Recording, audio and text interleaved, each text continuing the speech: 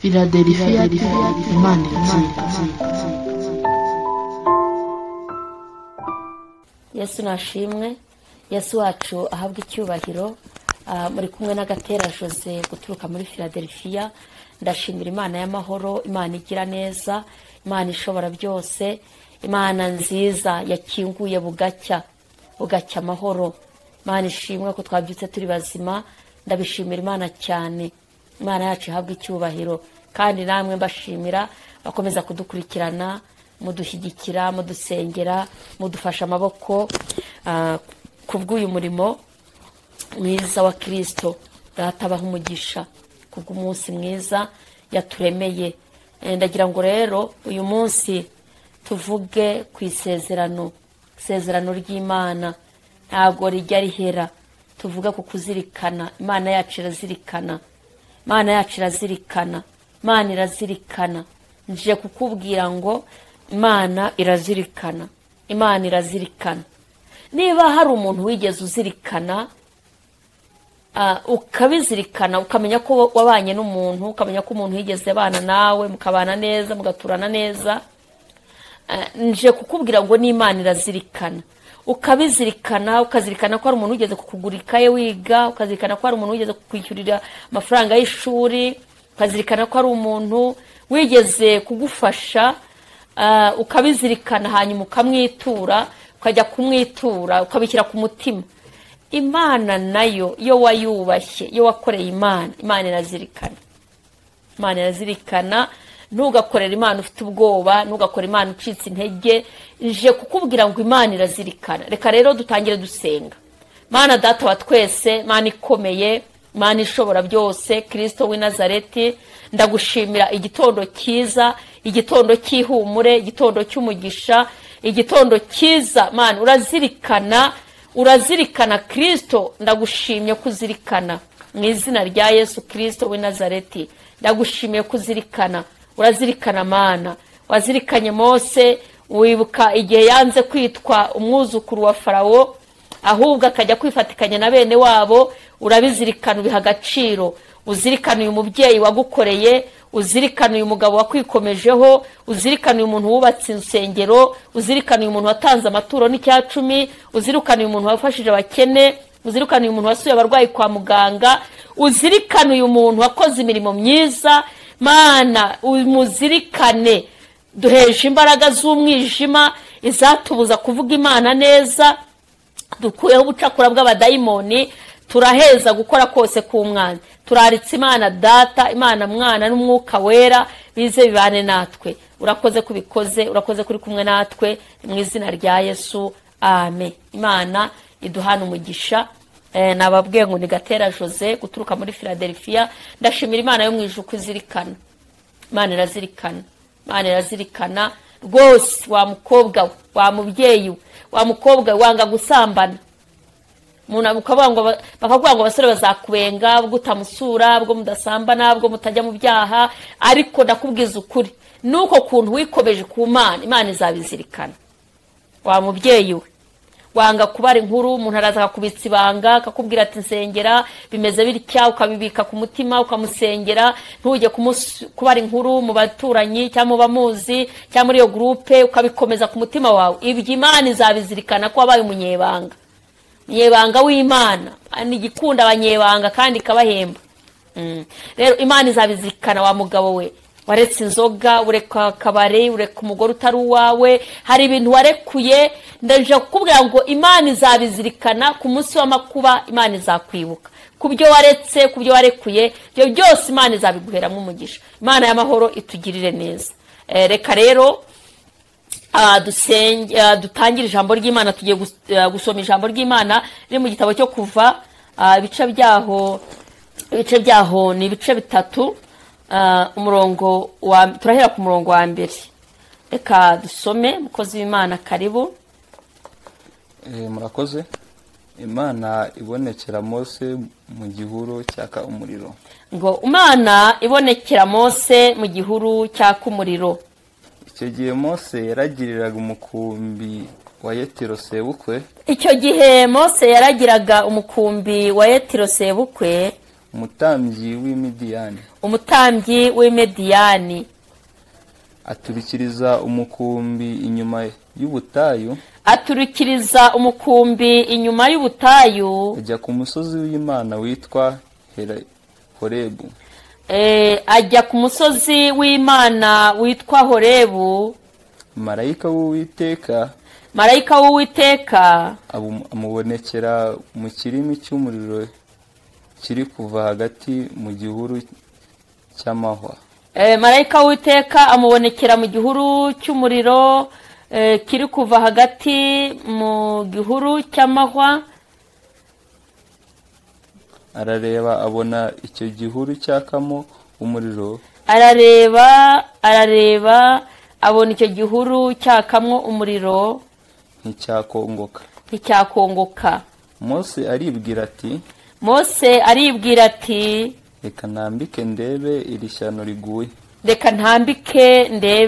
shyano riguye. Menye igituma igihuru kidakongoka. Menye neza igituma igihuru kidakongoka. Uwiteka abonye yuko atambikishwa no kureba. Uwiteka abonye yuko atambikishwa no kureba.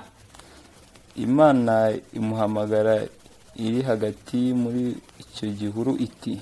Imana imuhamagara ari hagati muri icyo gihuru, iramubwira iti, Mose, Mose. Iramubwira iti, Mose, Mose. Aritaba ati, Karame. Iramubwira iti, wikwegera hano kandi kwetura inkweto mu birenge byawe, kuko aho uhagaze ari ahera. Kandi iti, ndi Imana ya so, Imana ya Aburahamu, Imana ya Isaka, Imana ya Yakobo. Mose yipfuka mu maso kuko atinye kureba Imana. Mose yipfuka mu maso, Imana ikugirire neza kuko atinye kureba Imana. Dusomye amagambo meza ariko menshi ariko meza. Bibiliya yavuze ngo Imana ibonekera Mose mu gihuru cyaka umuriro. Nje kukubwira ngo Imana irazirikana. Uyu Mose yaturutse muri Egiputa, igihe Abisirayeli babaga muri Egiputa bari muri Goshene, ngo Mose yaraniwe kwitwa umwuzukuru wa Farawo. Aha kuri yakamenya ko atari umwuzukuru kwa Farawo, ngo yarahagurutse, yafashe umwanzuro. Numara kumenya kuri mu byaha, ujye ufata umwanzuro kubivamo. Numara gusobanukirwa ko ibyo urimo atari byo, ujye uhaguruka wigendere. Numara kumenya ko uwo muntu mugendana nta cyerekezo cyiza yagushyiramo, ujye uhaguruka wigendere. Nje kubikubwira, hari umuntu uba mu bintu akabyihambiramwe abizi neza ko atari byo, ariko kandi numenya ko uwo mugendana ataguhesha ubugingo, ntugatindane nawe. Kuko wowe ntabwo ufite imbaraga zihindura umuntu, ntabwo uri Imana niyo ihindura umuntu. Ahubwo byaba ngombwa ko umuhunga ukajya uza kumubwiriza ariko mutakigendana, mutakirarana, mutagisangira, mutakigirana amabanga. Oya, banza umuhungu mwitarure, hanyuma ugende umubwirize, mubwire uti genda nahunze icyaha, nahunze urupfu. Hanyuma nurangiza ugende umubwirize, umubwire inkuru nziza y'agakiza k'Imana, umubwire ko Yesu agira neza. Ariko nugendana n'umujura nawe uzaba umujura, nugendana n'umusinzi uzasinda, nugendana n'umusambanyi uzasambana. Ariko nugendana n'umukristo nawe uzakizwa, nugendana n'umuntu w'Imana nawe uzaba umuntu w'Imana. Rero umuntu umwe yaravuze ngo mbwira uwo mugendana nkubwire uwo uriwe. Uyu Mose yamaze kumenya ko atari umwuzukuru kwa Farawo, ngo ariyarura, agenda mu bihe bikomeye, agenda mu bihe bigoye. Baramubwira ati, Mose, ubwo ninde ukugiriye inama nk'iyo? Ninde ukugiriye inama nk'iyo yo guhaguruka ngo ugende uve ibwami? Uzi uko wari ubayeho, wariyaga ibyo kurya by'ibwami, wangaga amazi y'ibwami, wararaga mu mashuka y'ibwami, wakontororwaga n'abaja n'abagaragu bakwitagaho, wavurwaga n'abaganga bakomeye, ibintu ukoze urabona bitekerejeho. Ariko Mose yabonye ko kubana n'Imana ari byo kugundirwa, yemera kujya kwifatikanya na bene wabo kuko yari amaze kumenya amakuru. Arabatireka mpaguruke nsange bene wacu niba ari uko baratubabarane. Agira ishyaka mu mutima we, kandi mwibuke neza Imana ntabwo irinda icyo uri cyo, ahubwo irinda icyo umaze. Ikintu umaze Imana irakirinda. Ntuzibeshye kuba uri runaka ko ibyo byatuma Imana ikurinda ikanaguhagararaho. Ntuzibeshye kuba uri umuntu ukomeye cyangwa ukora ibunaka byatuma Imana iva aho iri. Ahubwo ikintu gituma Imana ifata umwanzuro n'icyo umaze. Ikintu gihagurutse Imana n'icyo umaze. Mwibuke bari abasore batatu, uwitwa Shadrake na Meshake na Abedenego, ngo banze kubararira ibigirwamana. Baravuga bati Imana mwami, Imana dukorera yadukiza itanura ry'umuriro, kuko bari babacana itanura ry'umuriro. Ariko baravuga bati ishobora no kutabikora, ariko nta cyatuma twihakana Imana twamenye. Imana itugirire neza. Baranga, ariko kubera iyo mpamvu Imana yari imanukiye. Bagiye mu muriro, babataye mu muriro, batateganya bati bwo twahamije Imana ishobora kudukuramo. Oya. Ibi nkunda kubibwira n'abakristo. Ntugatanga icyacumi uvuga ngo reka ntanga icyacumi ngo nzabone ngo akazi kanjye katazarangira. Oya, gashobora no kurangira. Ariko Imana dusengira zirikana, izakuzirikana kuki? Reka nsura abarwayi kwa muganga kugira ngo ntazajya kuryamayo nanjye izarebe iyo mirimo. Oya. Imana yo mu ijuru burya dusaba byinshi ariko ikaduha ibidukwiye. Ibintu iyo turi abakristo, iyo dukijijwe, ubuzima tunyuramo nubwo iba yatugeneye, inzira tunyuramo n'iziba yaduteguriye. Kuba rero wubaha Imana, ugatanga n'icyacumi, ugafasha n'abarwayi, ugafasha n'abakene, ukakora imirimo myiza y'ikirisitu, ntago byatuma udaca mu ntambara, ntago byatuma udatinda gushaka. Oya. Kandi bikanagutangaza, ukabona rwose babandi b'abasambanyi b'abaruharwa, ugasanga inzira ze zirahiriwe. Ariko burya ntabwo ari abanyamahirwe. Umunyamahirwe ni wowe, kuko dufite Imana izirikana imirimo twakoze. Yeremiya ngo ashatse kuburana Imana bangwa Uwiteka we mu bice 12 ngo nyemerera mburane nawe. Ngo kuki abakiranirwa bagubwa neza, warabateye bashora imizi, barakura bagira imbuto nyinshi. Kuki bene bari abantu tubona yuko batubaha Imana, bikorera ibyo bashatse, bariganya, barya ruswa, abantu barya ruswa bakazamura amazu, barya ruswa ugasanga bambaye neza, iwabo inkono ni nyinshi batetse bacanye ku mbabura zirenze imwe, bari abantu. Ariko aravuga ngo ari kuba kure y'imitima yabo. Abo bantu ntabwo Imana ijya yishimira imitima yabo. Arangira ngo ariko jyewe uranzi Uwiteka, uri hafi yo wubaha Imana, yugira umutima wubaha Imana, yugira ishyaka ryiza, uhora ku mutima w'Imana.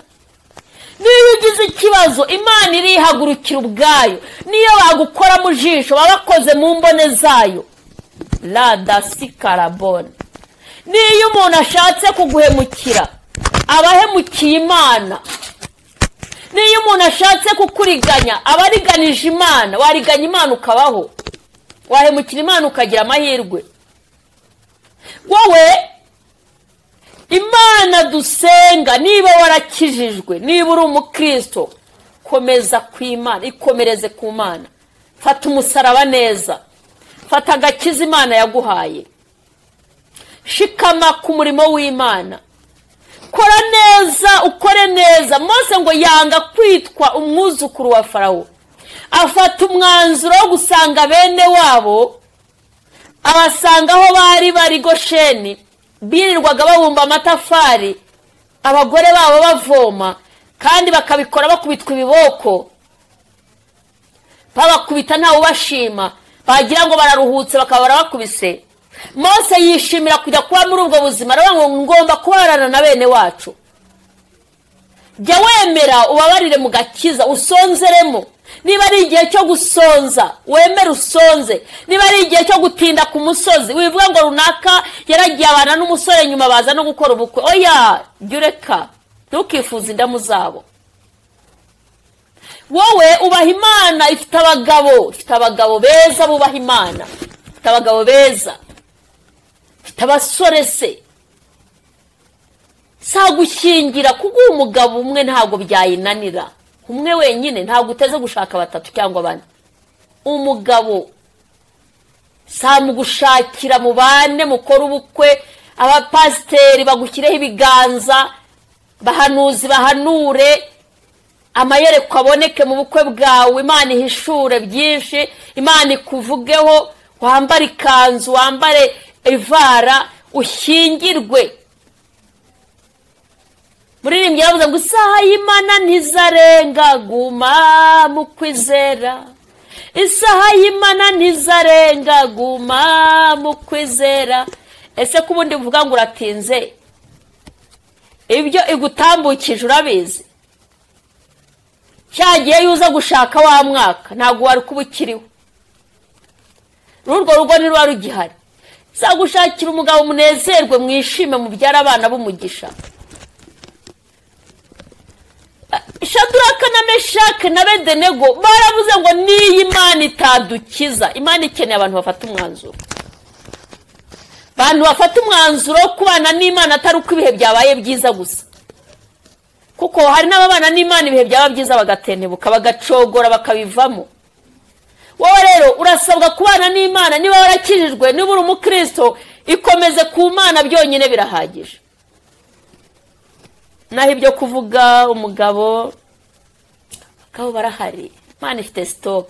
Maze wawe waraguze imyenda urasitoka, warahashye ufite stock y'ibiryo, imiceri irarunze, ibirayi birarunze, ibitoki, firigo iruze, warasitotse. Imana niyo itarasitotse ibyo izaguha.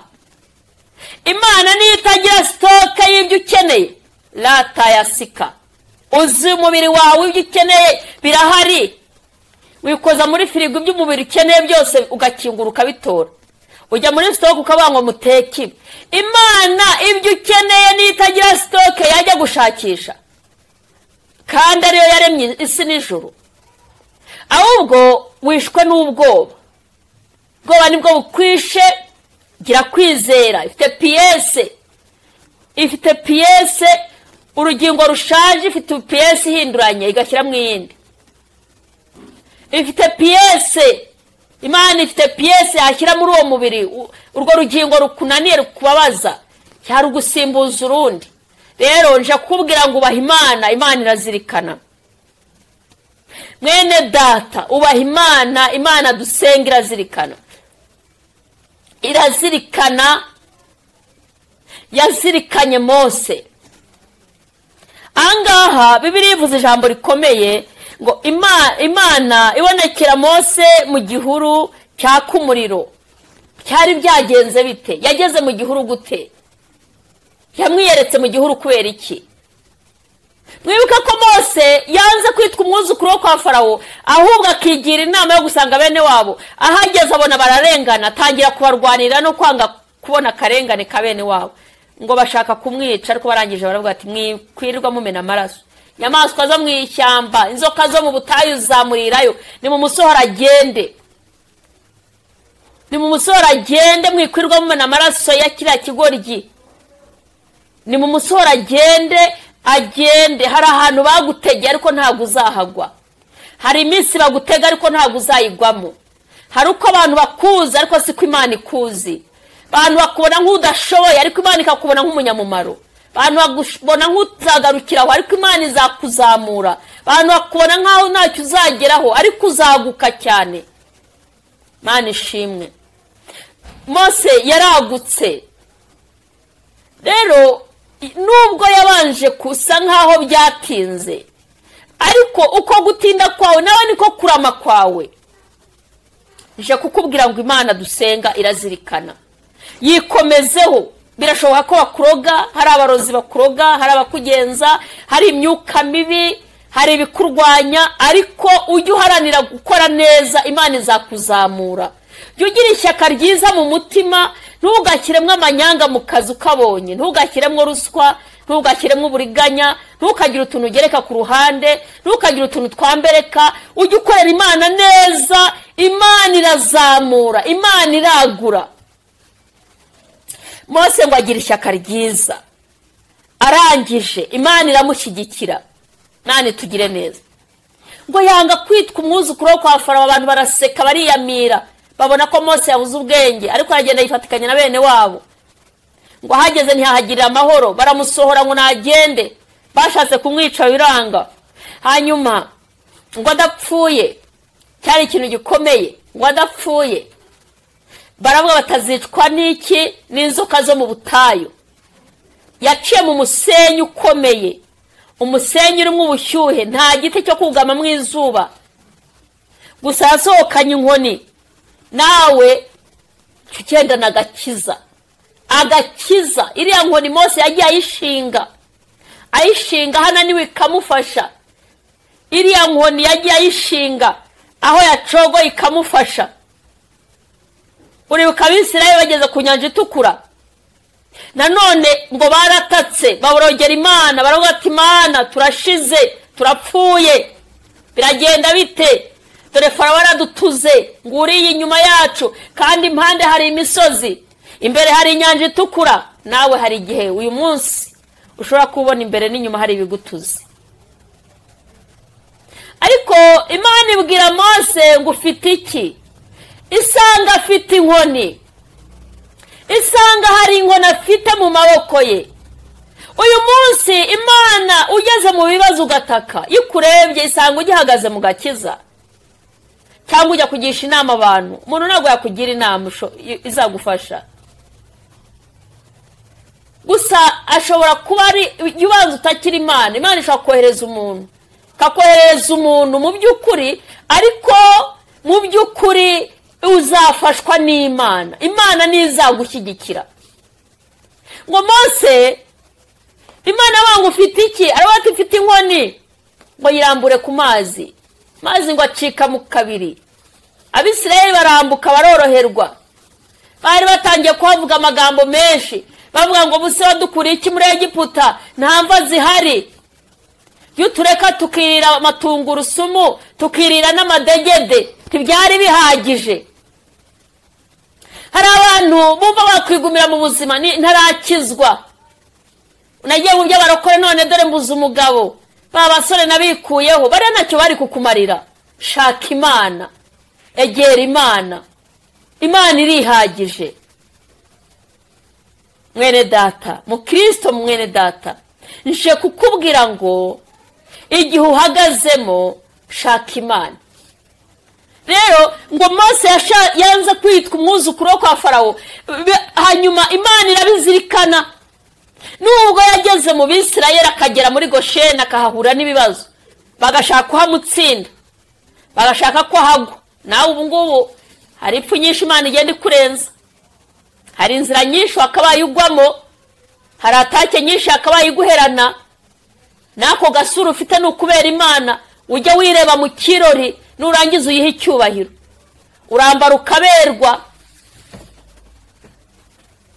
Ntabwo hari umuririmbyi w'umuswahili yavuze ngo si kwa ujanja wako, ariko kwa ujanja wako. Ngo ntabwo ari kubw'ubwenge bwinshi n'ubucakura bitumye uhembwa umushahara ungana utyo, ntabwo ari ubwenge bwinshi n'ubucakura na tekinike uzi, ahubwo ni ubuntu bw'Imana. La yasikara done foy. Nje kukubwira rero ngo Imana irazirikana, nuyubaha, nuyikomezaho, Imana izabyibuka. Mose ngo yanze kwitwa umwuzukuru wo kwa Farawo, arahaguruka asanga bene wabo, ajya kubabarana nabo, ndetse aranabizira, baramwirukana, bashaka kumwica. Ariko Imana burya izagutabara habura gato. Bigira inama yo kutamena amaraso, baravuga ati uruzamwica ntiruzabura, ubutayu ntazabuvamo, azazira inzoka zo mu butayu, ubushyuhe no kubura amazi bizamwica. Ariko ndashima Imana ko Mose ataguye mu butayu. Ndashima Imana ko Imana izirikana. Imana yaramurengeye, agenda urugendo rutoroshye, ariko Imana irumurinda. Imana ishimwe, Imana irumurindiramo. Agenda urugendo rutoroshye, agenda urugendo rugoye, yicwa n'inyota, inyota iramwica ariko ntiyapfa. Arasonza, inzara ntiyagira ikimutwara, abura amazi yo kunywa. Imana iza kumuhuza n'uwitwa Yetiro w'Umediyani. Imana izaguhuza n'umuntu utari na mwene so musengana, umugirireho umugisha. Imana izaguhuza n'umuntu utari mu nyogosenge cyangwa so wanyu, umugirireho umugisha. Imana izaguhuza na ntuza wawe, arahari ntuza wawe, arateguye, akurambagize. Ntuza wawe agushyigikire mwiyerekwa mu murimo w'Imana. Hari umuntu Imana yaguteguriye. Imana yari yateguriye Mose Yetiro, iramutegura, iravuga ngo aho Mose azananirirwa aragenda ahura na Yetiro, kuko Bibiliya ivuga ko yageze ku mariba, agera ku iriba ngo abakobwa ba Yetiro baragiye intama. Rero kubera ko Yetiro atari yarigeze abyara abahungu, ngo abashumba basagariraga abakobwa be, Mose abarwanaho, bamuha amazi yo kunywa. Baragenda babwira se, baramumurikira. Yetiro amushyira mu bana be, amushyingira umukobwa we, amuha kuragira intama ze, acungura abakobwa ba Yetiro. Ubwo bushumba wari umurimo ukomeye. Hari igihe rero usa nkaho ugiye koroherwa ariko n'ubundi ugasanga biragoranye. Reka nkubwire, Imana izagutabira mu bintu byoroheje. Hari ukuntu uhanga amaso mu bindi bihugu, ugahanga amaso mu gihugu utarimo, ugahanga amaso kuri runaka ngo niho Imana izagutabarira. Inzira z'Imana zirenze igihumbi, ntukibaze uko uzatabarwa, kuko ntabwo wakwibaza ukuntu Imana yatabariye Mose kuri Yetiro.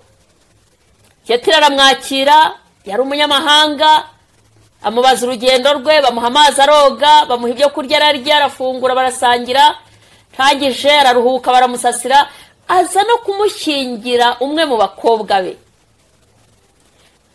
Mose yumvaga nta yindi yerekwa, yumvaga nta wundi mugambi byo gutaha no gucyurwa n'Imana, by'umugambi w'Imana nuko yavuze, yumvaga yarabisize iyo yavuye, ko bari baramubwiye amakuru.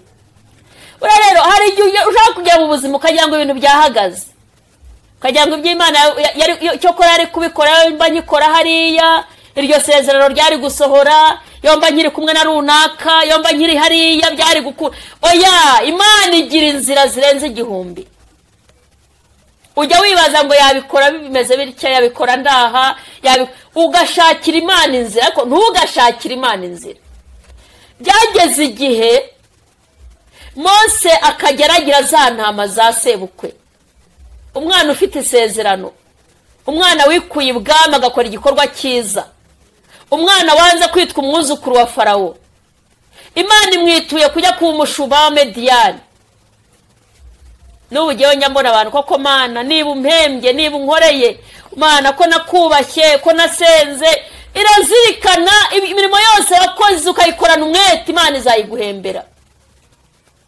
Imirimo yose wakoze, indaro waraye usenga, iwubashye Imana, ibyaha wanze, aho witandukanije n'abarozi, witandukanye n'abapfumu, witandukanye n'abatavuga Imana, witandukanye n'abasambanyi, wanga gusambana, wanga ubugome, wanga ubujura, uhembwa amacyura yemera, Imana irazirikana.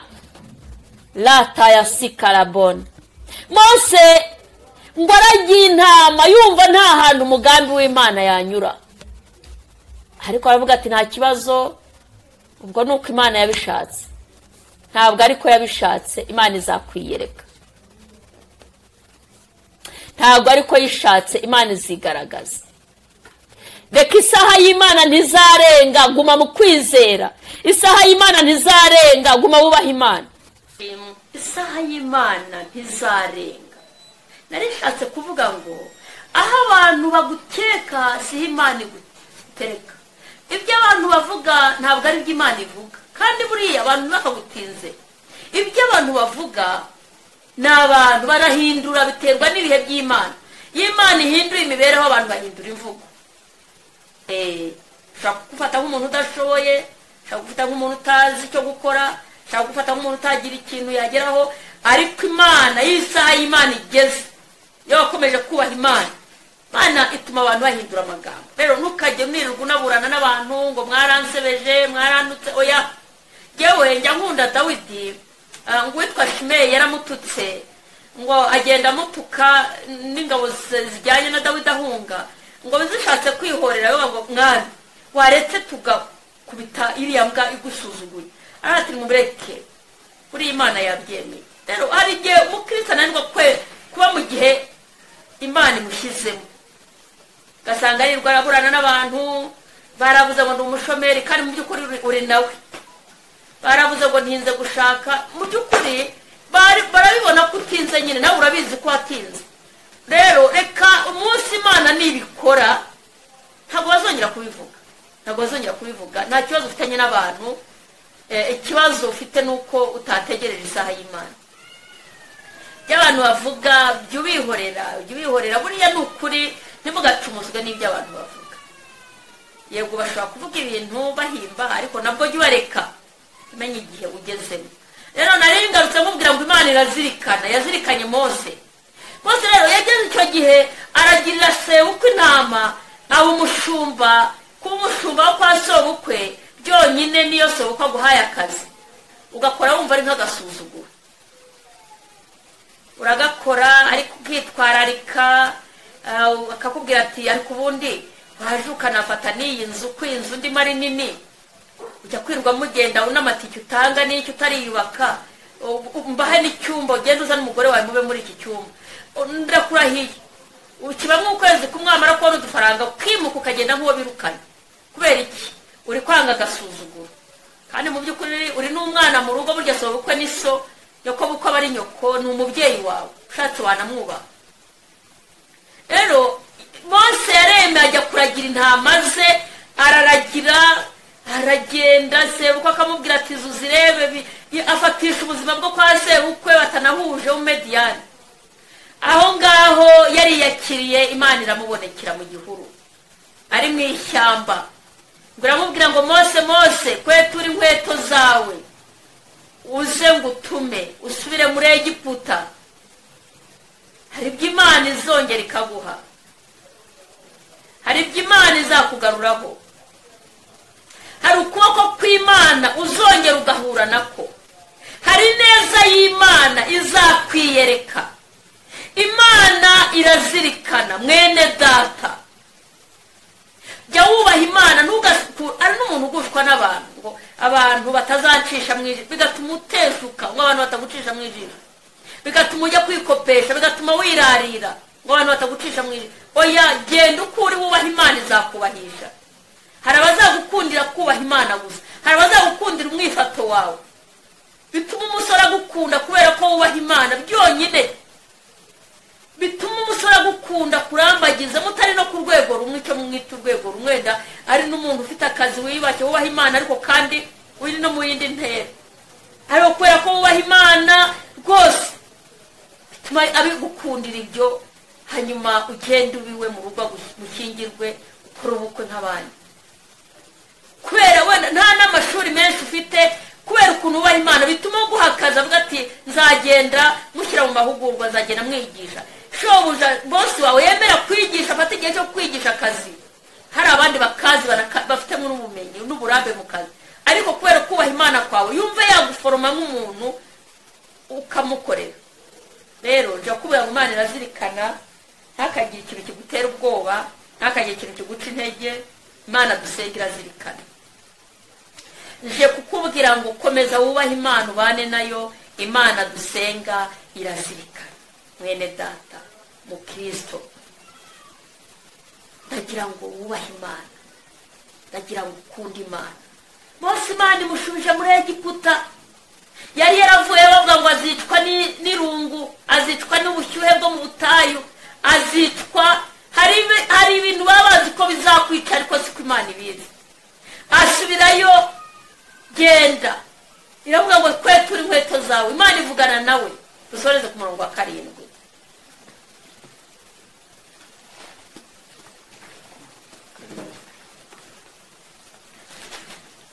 Havuze iki? Imana ituma Mose kubwira Farawo ngo arekure Abisirayeli. Yego. Uwiteka aramubwira ati uwiteka aramubwira ati ni ukuri mbonye Kubabara. kubabara k'ubwoko bwanjye buri muri Egiputa. ni ukuri mbonye kubabara k'ubwoko bwanjye buri muri Egiputa. Numvise gutaka batakishwa n'abakoresha uburetwa, numvise gutaka batakishwa n'abakoresha uburetwa, kuko nzi imibabaro yabo. kuko nzi imibabaro yawe. Imana izi imibabaro yawe, imibabaro yawe Imana irayizi, ibyakugirira nabi Imana irabizi, ibidashaka gukomeza urugo ngo urwubake neza Imana irabizi, biguhiga ibidashaka kubyara ngo wongere ubyare irabizi, ibidashaka ko abana bawe biga amashuri meza irabizi. Rero izi imibabaro yawe. Dufite Imana izirikana. Imana yazirikanye ishyaka rya Mose, yazirikanye urukundo yakundaga bene wabo. Yugira urukundo. Muririmbyi wa 383 na 88 aravuga ngo tunganira Imana ubudasiba, jya ubana n'abayo, jya ufasha indushyi, bose bazabona kubana nayo, bareke ubugome basange Yesu. Imana ikugirire neza, wa mukobwa, wa mubyeyi, wa mugabo we, wa musore we. Dufite Imana izirikana, ntacyo waburira mu maboko yayo. Imana ifite byose ibyo ukeneye. Rero iramenye ntizazirikana ibibi wakoze, kuko yigeze izirikana uwitwa Yerobowamu.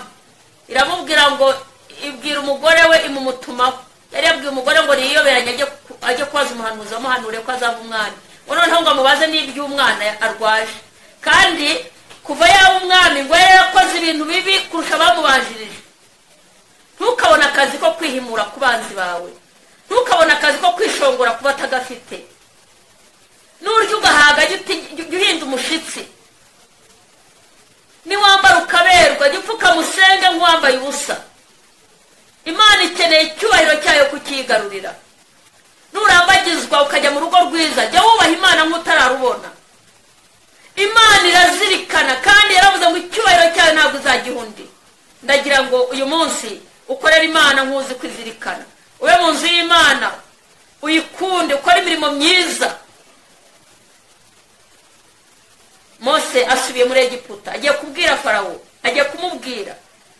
Imana irongeye garutse kuri Mose. Imana izakugarukaho, ntugire ubwoba. Waba uryamye uri kwa muganga, waba uri mu rugo se ariho urwariye, waba uri ku musozi w'ibibazo, ariko nje kukubwira ngo Imana irazirikana, izagukura muri icyo kibazo, ntabwo uzagitindamo, ntabwo uzaheranwa nacyo. Wicaye mu rugo ufite ubwoba, jya wubaha Imana, urwo rugo ruzarama, uzasazana n'umutware wawe, bana bawe baziga, izo ntambara zizashira. Ubaha Imana gusa, Imana irazirikana. Urakoze Yesu. Iri ni ijambo ryawe mu izina rya Yesu Kristo mu Nazareti. Komeza abantu bakora imirimo myiza. Tuributse Shadrake na Meshake na Abedenego ngo bamaze kuvuga ngo niyo utabakiza ngo ntacyatuma bubararira ibigirwamana, ngo ntacyatuma badasenga, ntacyatuma batakubaha, ngo warahagurutse uriyizira ubana nabo. Mana, hari umusore wakubashye, hari umugore wakubashye, hari umugabo wakubashye. Uri Imana izirikana. La dosika la bonefoya. Uru rugo rukomeze. Aba bantu bacitse intege bongerera imbaraga, aba bantu basubiye inyuma bongerera abantu imbaraga z'umwuka wera, ntibakacogozwe n'inkuru mbi, ntibagacogozwe na shitani ubabwira ngo barakuze, ngo barashaje, ngo runaka byaye 5 byaye 4. Ariko uri Imana itabara ikazirikana umuntu. La donesika la bonefoya. Shyigikira ubwoko bwawe, ruhura abarushye, izina ryawe rihabwa icyubahiro, ubwami bwawe buze, ibyo ushaka bibe. Dosikarabone. Wibutse Mose ari mu butayu, yaragiye intama za sebukwe, umusubiza gucungura Abisirayeli, umusubiza mu isezerano. Gira umuntu usubiza mu isezerano rye, gira umuntu usubiza mu isezerano rye. Subukura ibyasubitswe kuri uyu mugabo, subukura ibyasubitswe kuri uyu mugore, subukura ibyasubitswe muri uru rugo. La shikarabone foya. Urakarama. Doteko mene sika. Uri Imana. Dusengeye igihugu, dusengeye itorero, dusengeye itoraniro, dusengeye abantu bose bagukurikiraye. Mana, abakurikira ijambo, abaguhanze amaso, abakwiringiye, abakwikomejeho ubakomereza amaboko. Wavuze ko nta muntu uzagerageza birenze kwizera kwe. Uyu mukobwa utinze ku musozi, uyu mugabo utinze mu bushomeri, uyu muntu urwaye indwara z'ibyorezo, Mana urakiza, ukiza kanseri, ukiza diyabeti, ukiza umutima, ukiza indwara z'ibyorezo. Ayiwe la tote astika bone foya. Witwishobora byose. Uyu mubyeyi umusuka y'igikundiro, uyu mukobwa umusuka amavuta y'igikundiro. Imbaraga z'umwuka wera ziyobore, zitware isi tayasika, twirukanye umwijima utsikamiye ubwoko bw'Imana. Urakoze kubikoze. Ijambo ryawe ryagurire mu mitima y'abantu, badakurikiranye baruhukira imbere yawe. Urakoze kubikoze mu izina rya Yesu, amen. Imana ibaho umugisha. Yari Gatera Jose guturuka muri Philadelphia. Imana y'amahoro ibishimire. Nukuri Imana irazirikana. Mureke dukorera Imana neza, imirimo dukora tuzayihererwa ingororano. Imana y'amahoro ibaho umugisha. Rero ubushobora kuvuga ngo ndashaka kuvugana nawe, hari ibyo utasobanukiwe, urifuza ko dusenga se, urahamagara kuri 0785 98 944 0785 98 944 na 0722 74 34 93 Imana y'amahoro ibaho umugisha. Philadelphia, Imana itsinda.